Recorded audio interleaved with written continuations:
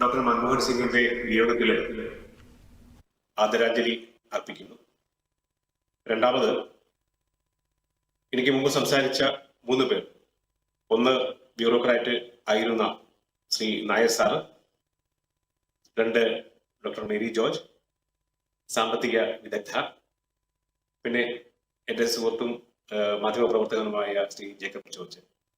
ഇവർ 3 പേരും വിലയിരുത്തിയ ഡോക്ടർ മൻമോഹൻ സിംഗ്, അദ്ദേഹത്തിന്റെ ഭരണകാലം, 10 വർഷത്തെ ഭരണകാലം, ആ ഭരണകാലത്തെ വിലയിരുത്തുമ്പോൾ അദ്ദേഹം നടത്തിയ വാർത്താ സമ്മേളനങ്ങൾ, അദ്ദേഹം നടത്തിയ നയപ്രഖ്യാപനങ്ങൾ, അദ്ദേഹത്തിന്റെ തീരുമാനങ്ങൾ, അതൊക്കെ വളരെ കൃത്യം തന്നെ ആയിരുന്നു എന്ന് കാര്യത്തിൽ തർക്കമില്ല. പ്രത്യേകിച്ച് സാമ്പത്തിക മേഖലയിൽ ഭാരതം അനുഭവിച്ചിരുന്ന ഒരു കടുത്ത പ്രതിസന്ധി ഘട്ടത്തിലാണ് അദ്ദേഹം വന്നത്. അദ്ദേഹം സാമ്പത്തിക മേഖലയിലേക്ക് എത്തുമ്പോൾ, അല്ലെങ്കിൽ നിർണായക തീരുമാനങ്ങൾ എത്തുന്ന ഒരു ധനമന്ത്രി സ്ഥാനത്തേക്ക് എത്തുമ്പോൾ, ഭാരതം മാത്രമല്ല ലോകത്തെ എല്ലാ സ്ഥലത്തും ഈ ലിബറലൈസേഷന്റെയും, ഡോക്ടർ പറഞ്ഞതുപോലെ LPG ലിബറലൈസേഷന്റെയും ഒരു കാലഘട്ടം. ആ കാലഘട്ടത്തിൽ എല്ലാ രാജ്യങ്ങൾക്കും നേരിടേണ്ടി വന്നിരുന്ന ചില പ്രതിസന്ധികൾ ഉണ്ടായിരുന്നു. ആ പ്രതിസന്ധികളെ എങ്ങനെ തരണം ചെയ്യാം എന്നതിനെ കൃത്യമായ സൊല്യൂഷൻ ഉണ്ടായിരുന്ന ആളായിരുന്നു ഡോക്ടർ മൻമോഹൻ സിംഗ്. കൃത്യമായ സൊല്യൂഷൻ എന്ന് പറഞ്ഞു കഴിഞ്ഞാൽ എന്റെ കാരണം, അദ്ദേഹം ഒരു നല്ല ബ്യൂറോക്രാറ്റ് ആയിരുന്നു, അദ്ദേഹത്തിന് സാമ്പത്തിക ബോധമുണ്ടായിരുന്നു, സാമ്പത്തിക ശാസ്ത്രം അറിയാമായിരുന്നു. അദ്ദേഹം IMF-ന്റെ തന്നെ, അതായത് ഈ തരത്തിലെ ലിബറലൈസേഷന്റെയും ഉദാരവൽക്കരണത്തിന്റെയും ഒക്കെ മേഖലയില് തീവ്രമായ തീരുമാനങ്ങൾ എടുക്കുന്ന, നയപരമായ തീരുമാനങ്ങൾ എടുക്കുന്ന IMF-നെ പോലെയുള്ള ബോഡിയെ നയിച്ചിരുന്ന RBI പോലെയുള്ള, റിസർവ് ബാങ്കിനെ പോലെയുള്ള സ്ഥാപനങ്ങൾ എങ്ങനെ അതിനെ തരണം ചെയ്യണമെന്നതിനെ കുറിച്ച് ചിന്തിച്ചിരുന്ന ഒരു സ്ഥാപനത്തിൽ നിന്നാണ് അദ്ദേഹം വന്നതെന്നുള്ള കാര്യത്തിൽ തർക്കമില്ലാത്ത കാര്യമാണ്. പക്ഷേ അദ്ദേഹം എടുത്ത തീരുമാനങ്ങൾ, അദ്ദേഹം ഒരു നേരത്തെ പറഞ്ഞ പോലെ ആക്സിഡന്റൽ പ്രൈം മിനിസ്റ്റർ എന്നല്ല. ഞാൻ അവിടെ ഡൽഹിയിൽ ജോലി ചെയ്യുന്ന കാലത്തായിരുന്നു അദ്ദേഹം പ്രധാനമന്ത്രിയാകുന്ന സാഹചര്യം ഉണ്ടായത്.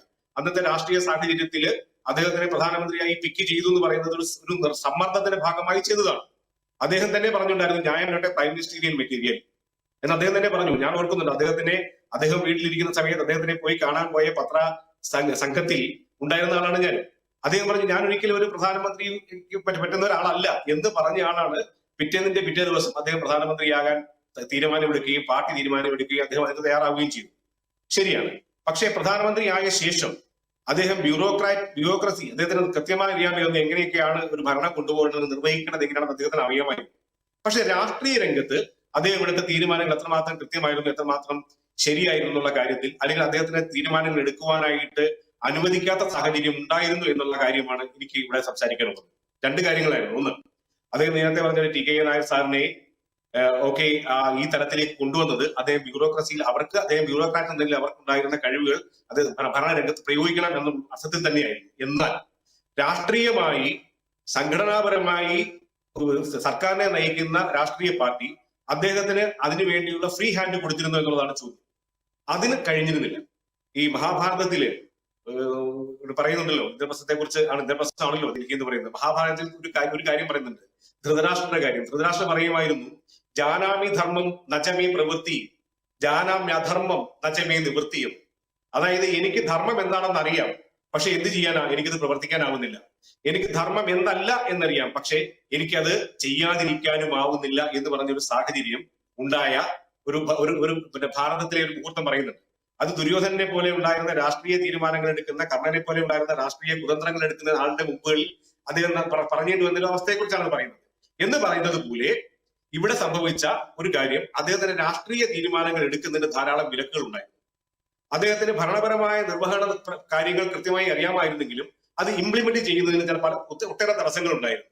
ഈ ഒരു പ്രതിസന്ധി അദ്ദേഹത്തിന്റെ ഭരണകാലത്ത് 10 വർഷവും അദ്ദേഹം കഠിനമായി അനുഭവിച്ചു എന്നുള്ളത് വാസ്തവമാണ്. എന്നാൽ 91-ല് ഭാരതം നേരിട്ട സാമ്പത്തിക പ്രതിസന്ധിയിൽ നിന്ന് രാജ്യത്തെ തരണം ചെയ്യുവാൻ വേണ്ടിയിട്ട് മേരി ജോർജ് പറഞ്ഞതുപോലെ തന്നെ വളരെയേറെ കൃത്യമായ തീരുമാനങ്ങൾ അദ്ദേഹം എടുക്കാനായി. വളരെ രസകരമായ ഒരു തമാശ ആ കാലത്ത് ഉണ്ടായിരുന്നത്, ഇദ്ദേഹത്തിന്റെ ഉദാരവൽക്കരണത്തിന്റെയും ആഗോളവൽക്കരണത്തിന്റെയും ഒക്കെ തീരുമാനം വരുന്ന സമയത്ത് വളരെ ശക്തമായി പ്രതിഷേധിച്ചിരുന്ന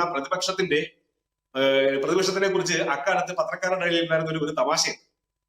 അത് ഇതായിരുന്നു, ഈ IMF-ന്റെ നിയന്ത്രണത്തിലും ഒക്കെ രാജ്യം പോകുന്ന സാഹചര്യത്തിൽ ഈ മൻമോഹൻ സിംഗ് എന്ന് പറയുന്ന ധനമന്ത്രി രാജിവെക്കേണ്ട ആവശ്യമുണ്ടെന്നുള്ള പ്രചാരണങ്ങളും പ്രക്ഷോഭങ്ങളൊക്കെ ഉണ്ടായപ്പോൾ മാധ്യമങ്ങൾക്കിടയില് മുതിർന്ന പത്രക്കാർ പറയുന്ന ഒരു തമാശ, അത് BJP വെറുതെ പറയുന്നതാണ്. അദ്ദേഹം എങ്ങാനും രാജിവെച്ചാൽ ആകെ BJP-ക്കാർ പോലും കുടുങ്ങിപ്പോകും. കാരണം ഇപ്പോഴ് രാജ്യത്ത് ലോകത്ത് പ്രയോഗിച്ചുകൊണ്ടിരിക്കുന്ന എക്കണോമിക് ടേംസ്, ഈ ഉദാരവൽക്കരണത്തിനെയും ആഗോളവൽക്കരണത്തിനെയും മേഖലയിൽ ഉപയോഗിച്ചിരിക്കുന്ന വാക്കുകളുടെ അർത്ഥവും അതിന്റെ ഉദ്ദേശവും ലക്ഷ്യവും എന്താണെന്ന് അറിയാവുന്ന ആകെ ഒരാൾ ഇന്ത്യയിലുള്ളത് ഡോക്ടർ മൻമോഹൻ സിംഗ് മാത്രമാണ്. കാരണം അദ്ദേഹം കൂടി രൂപീകരിച്ച് അദ്ദേഹം കൂടി ഇരുന്ന് തീരുമാനിച്ച കാര്യങ്ങളാണ് ലോകത്തെല്ലാ സ്ഥലങ്ങളും ഇംപ്ലിമെന്റ് ചെയ്യാൻ പോകുന്നത്. അതുകൊണ്ട് അദ്ദേഹം രാജിവെക്കണമെന്ന് BJP പോലും ആത്മാർത്ഥമായി ആഗ്രഹിക്കുന്നില്ല എന്ന് പറയുന്ന തരത്തിൽ സാമ്പത്തിക കാര്യങ്ങൾ അദ്ദേഹം അഗ്രഗണ്യനായിരുന്നു എന്നുള്ള കാര്യത്തിൽ സംശയമില്ല. അദ്ദേഹം അന്നെടുത്ത തീരുമാനങ്ങൾ തെറ്റായിരുന്നില്ല എന്നുള്ളതും ശരിയാണ്. പക്ഷേ ഞാൻ വീണ്ടും ആവർത്തിച്ച് പറയുന്ന കാര്യം, അദ്ദേഹത്തിന് രാഷ്ട്രീയമായ തീരുമാനങ്ങൾ എടുക്കുന്നതിന്, ഭരണനിർവഹണ കാര്യങ്ങൾ അവസാന വാക്ക് പറയുന്നതിന് അദ്ദേഹത്തിന് ധാരാളം തടസ്സങ്ങൾ ഉണ്ടായിരുന്നു, സമ്മർദ്ദങ്ങൾ ഉണ്ടായിരുന്നു. ആ സമ്മർദ്ദങ്ങളെ അതിജീവിക്കുന്നതിൽ ഒരു രാഷ്ട്രീയ നേതാവ് എന്ന നിലയിൽ അദ്ദേഹത്തിന് വിജയിക്കാൻ കഴിഞ്ഞു എന്നുള്ള കാര്യത്തിൽ എനിക്ക് ബലമായ സംശയമുണ്ട്.